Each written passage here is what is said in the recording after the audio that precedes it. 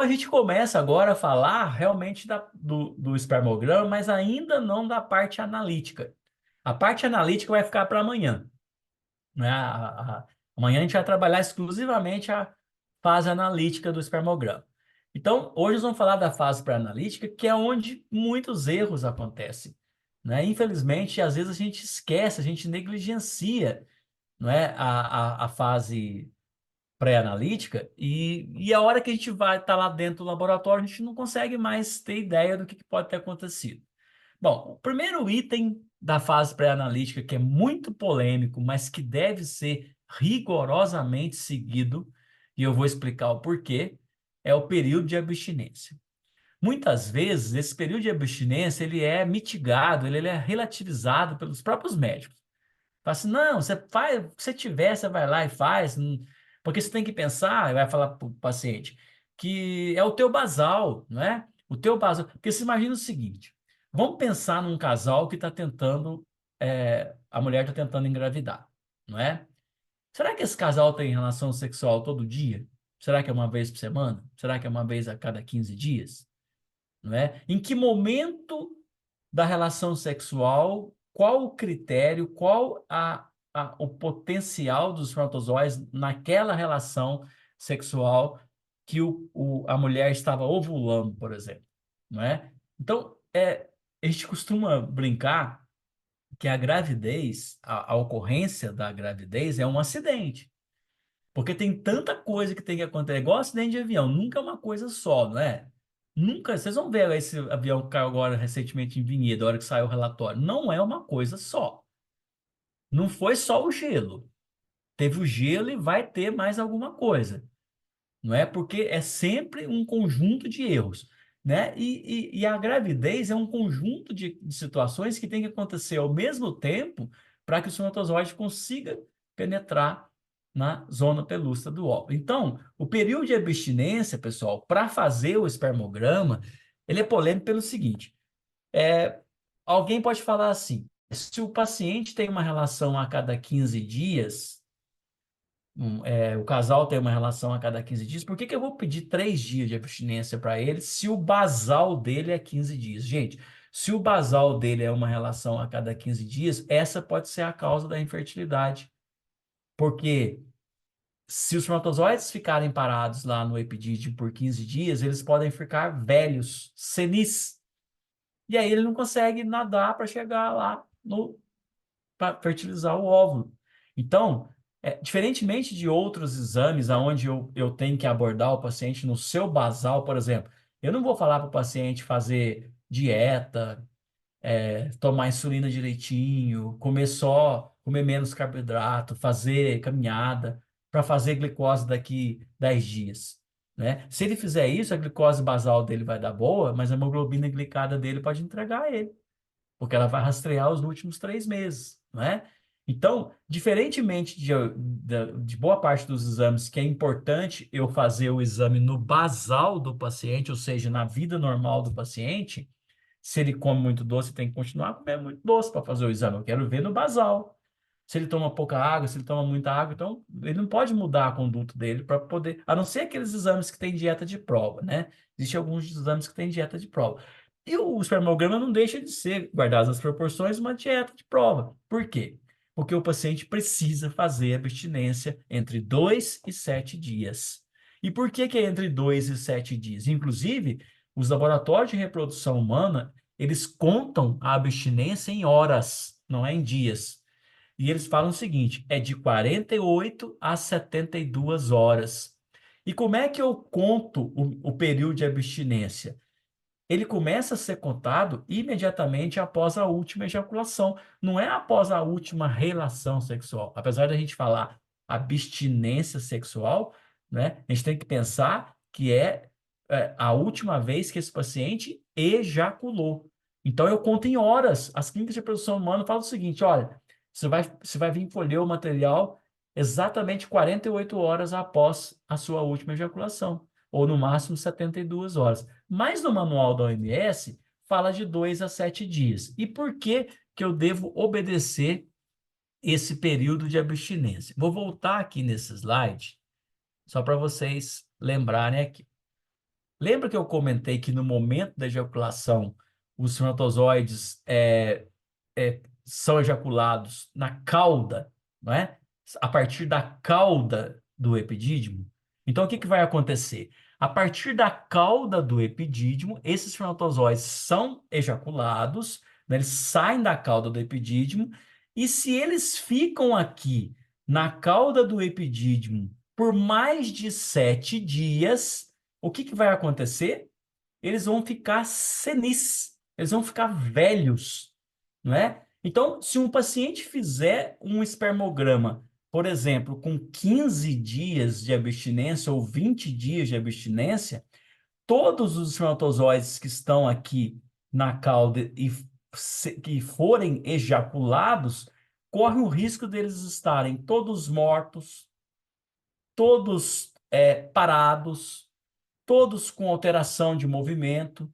Então, olha a importância de eu manter uma abstinência entre 2 e 7 dias, tá? Olha a importância de acontecer isso. E isso é polêmico no laboratório, porque muitas vezes o próprio médico orienta de forma diferente o paciente. E o próprio laboratório, muitas vezes, ele aceita que o paciente faça o exame com um período diferente de abstinência. Não que isso seja proibido, isso é um critério do laboratório.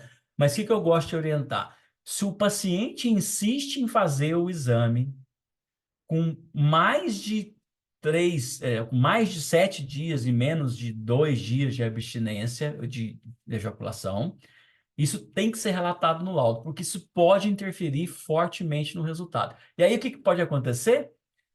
Vamos supor que você não fala nada no laudo, não preocupa, nem pergunta para o paciente, período de abstinência, nem nada. Ele vai no médico, o médico fala, não gostei desse resultado. E aí ele manda fazer em outro laboratório, esse paciente vai em outro laboratório, volta com um resultado totalmente diferente. E aí o médico vai falar, não falei para você que aquele laboratório, não gosto do espermograma dele. A culpa não é sua, a culpa é do paciente, mas você não se atentou no período de abstinência. Então, vamos ficar bem atento a essa situação. Período de abstinência de 2 a 7 dias, tá? Então, é muito importante a gente ter essa concepção. E alguns laboratórios são mais rigorosos, e eu particularmente concordo com isso. O ideal era sempre trabalhar com 3 dias de abstinência. Então, por exemplo, você vai fazer 2, 3 amostras de espermograma, sempre com 3 dias de abstinência, para ter uma boa análise comparativa, tá? Então, um dia estava com 2, outro dia estava com 5. Não, o ideal é fazer padronizado, não é? E o período ideal de abstinência é 3 dias. Mas o manual da OMS aceita, fala lá que o intervalo é de 2 a 7 dias. Então vamos lá. Bom, deixa eu ver se tem alguma coisa aqui de. Ah, Lília perguntando, deve colocar valor de referência no período de abstinência? Não, não valor de referência, viu, Lília? Você tem que colocar o período que esse paciente estava de abstinência. Então, é importante no laudo constar assim, ó. Período de abstinência. Ó, se você for colocar em horas ou em dias. Período de abstinência, 2 dias, 3 dias, 4 dias. Não, não é valor de referência, mas é o tempo que ela ficou. Agora, o pré-requisito para que o paciente faça o espermograma é que ele esteja entre 2 e 7 dias de abstinência. A Maria está falando aqui que sempre pergunta, né, o tempo de abstinência. Tranquilo. Com menos de R$ 3 por dia, você já pode se tornar membro da UFAC Brasil, ter acesso ao curso completo dessa aula e conteúdo exclusivo todo mês. Vamos lá, então. Coleta do material é outra situação polêmica. Por quê? Porque nem todo laboratório tem uma sala específica para coleta de espermograma. Geralmente é um banheiro comum. Gente, é bastante constrangedor para o homem chegar no laboratório para colher o espermograma e ele ter que colher num banheiro comum, aonde está passando gente para lá para cá, gente batendo na porta, criança chorando, né? Vocês têm que pensar que o homem vai colher o espermograma por masturbação, não é? Então, não tem outra maneira. Então, o que que vai acontecer? Ele tem que ter um ambiente, um local adequado para colher. Vou só contar rapidinho uma história para vocês. Tem não lembro agora qual estado, os colegas mencionaram na época, o paciente processou o laboratório porque a coleta de espermograma era feita num banheiro. Eles falaram, que absurdo, tal. Ó, não é bem assim. Sabe por que que não é bem assim? Porque ele processou o laboratório e o plano de saúde. Na época, o plano de saúde descredenciou os outros laboratórios e falou o seguinte, ó, espermograma só pode ser feito na minha unidade, não é? Descredenciou os outros laboratórios. E o laboratório que era do plano de saúde, a sala de coleta era banheiro, não tinha uma sala própria. O paciente fazia um controle de espermograma em outro laboratório. Quando ele foi fazer pelo plano, falou, agora é só lá naquele laboratório, ele chegou e agendou. Não avisaram para ele que a coleta era feita num banheiro. Quando ele chegou para colher o exame e falaram para ele que era no banheiro, ele falou: não, me recuso a colher no banheiro, isso é constrangedor, não vou colher no banheiro. No outro laboratório eu tinha uma sala própria. Ah, mas agora é só aqui que é feito. O laboratório não avisou. Então ele tinha que ter avisado: olha, agora o exame é feito somente aqui, nós não temos uma sala própria de coleta. Ah, mas paciente enjoado. Não é bem assim, gente. O paciente tem esse direito de ser informado de que forma que ele vai colher esse material. Então é importante, se o seu laboratório não tem uma sala própria, e infelizmente, às vezes para fazer um exame por semana, um exame por dia, eu vou ter uma sala própria. Então, nem todo laboratório consegue isso, mas seria o ideal, porque a coleta ela é influenciada. Tanto que quando a gente aceita uma coleta em residência, por exemplo, e é permitido a coleta em residência, não é? Desde que alguns critérios sejam observados, e eu compartilho disso, tem alguns laboratórios que não permitem, e tranquilo, cada laboratório vai estabelecer o seu protocolo, se aceita ou não a coleta em residência. Tem protocolos, inclusive tem termos de responsabilidade, termos de consentimento que devem ser assinados pelo paciente quando ele vai colher em casa. Eu tenho esse termo também, posso passar isso para vocês, assim como esse questionário de entrevista prévia do paciente. Vocês podem, eu vou mandar tudo para o pessoal do OFAC, eles compartilham com vocês. Bom, então, pessoal, a coleta do material, você tem que tomar cuidado de que forma que esse material está sendo coletado, porque a, a produção, não é? A performance dessa amostra, ela está diretamente relacionada ao paciente conseguir colher uma amostra adequada. Às vezes ele está num ambiente que ele não vai conseguir ter ali uma ereção adequada para fazer uma coleta adequada. Tem que pensar nisso, tá? Quem vai fazer espermograma tem que pensar nessa situação. Eventualmente, por exemplo, as coletas em residência, desde que os critérios de, no máximo, 30 minutos pós-coleta tem que entregar ao laboratório, não pode colocar na geladeira, não pode colocar numa caixa de isopor com gelo, tem que ser numa caixa de isopor sem gelo, não pode colocar no console do carro com ar-condicionado soprando, tem que ser aqui no bolso da camisa, não é? Não pode acontecer isso. Então, mas desde que o paciente obedeça esses critérios, às vezes a coleta feita na residência não pode colher por coito interrompido, não é? Desde que a coleta seja orientada, muitas vezes essa amostra ela é muito mais produtiva do que uma amostra coletada no laboratório, tá? E depois a entrevista prévia. Deixa eu ver o que tem de pergunta aqui. Este pré-requisito deve ser colocado no laudo? O pré-requisito qual, Lilian? De período de abstinência que você está falando? Né? Se for período de abstinência, sim, tem que colocar, a gente sempre coloca. Para preencher, pergunta até se teve perda de material, coleta em casa, traz em caixa de isopor em 10 minutos. É isso mesmo. Tá? Colocamos para coletar numa sala de coletas especiais. Perfeito, a Maria está falando aqui. Tá joia. Termo de coleta, depois nós vamos mandar. Uma sala que colhe secreção vaginal, tem um banheiro em anexo, seria aceitável? Claro. Tânia, se tiver um local mais apartado, que o paciente vai ter uma certa tranquilidade, né, mais um local de menos fluxo de gente e tudo mais, é importante. Você quer ver uma outra situação? A Lili está falando, coloca uma observação no laudo da amostra colhida na residência, e o paciente assina o termo. Perfeito, é isso mesmo. Bom, você quer ver uma situação interessante, né? Que às vezes acontece no laboratório, né? O paciente tem uma área adequada para colher, não é?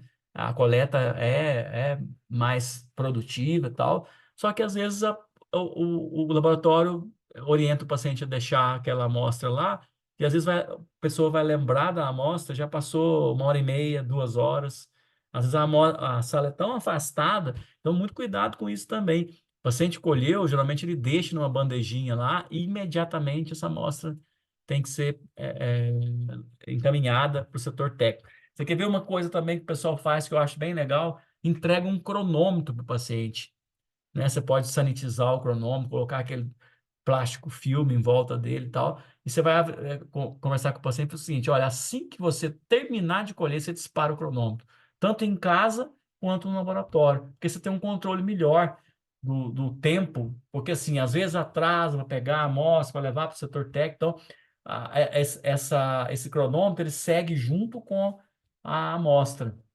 e aí você consegue controlar melhor esse tempo, não é para poder você conseguir medir melhor esse tempo, que ele é crítico. Eles vão falar amanhã da fase analítica, tá?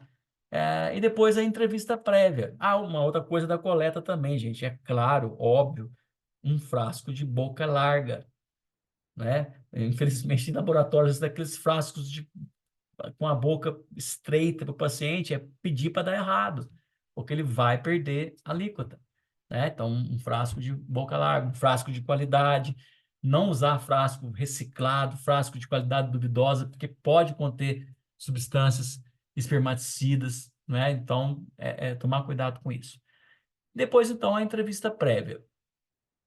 O Antônio está falando que tem um dia específico para a realização do exame e hora, para não correr esse risco. Lembrei também que eu ia falar aqui. Não sei por que que tem muitos laboratórios que insistem em marcar o espermograma, por exemplo, para 7 horas da manhã.